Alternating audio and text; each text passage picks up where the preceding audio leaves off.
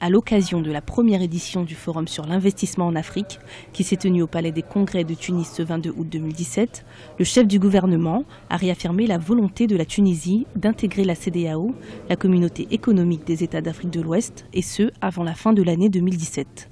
Youssef Chahed a présidé cette rencontre en compagnie du ministre tunisien de l'enseignement supérieur et de celui de la formation professionnelle, mais également de 11 ministres d'Afrique subsaharienne.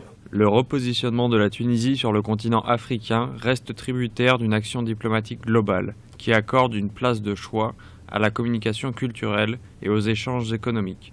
La sécurité, la stabilité et la croissance du continent africain constituent les plus grands défis politiques de nos pays. Cette rencontre avait deux grands objectifs: stimuler le flux d'étudiants et de stagiaires venus d'Afrique subsaharienne et surtout œuvrer pour que la Tunisie devienne membre de la communauté économique des États d'Afrique de l'Ouest avant la fin de l'année.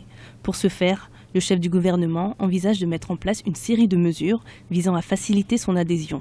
Parmi celles-ci, l'ouverture d'ambassades tunisiennes à Ouagadougou et à Nairobi et la facilitation des démarches administratives pour les étudiants subsahariens souhaitant intégrer une université tunisienne. L'intégration de la CEDEAO par la Tunisie lui ouvre toutes les perspectives d'un grand marché.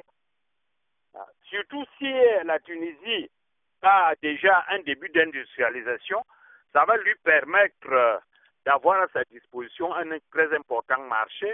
Alors que l'Union du Maghreb arabe est en déclin, de nombreux adhérents se dirigent vers des organisations subsahariennes.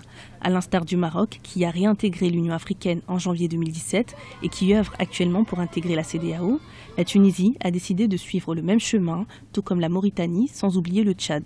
L'Égypte également semble vouloir privilégier les échanges à l'intérieur du continent. Le chef de l'État Abdel Fattah al-Sisi a récemment effectué une tournée en Afrique subsaharienne qui l'a conduit au Gabon, au Rwanda, au Tchad ou encore en Tanzanie.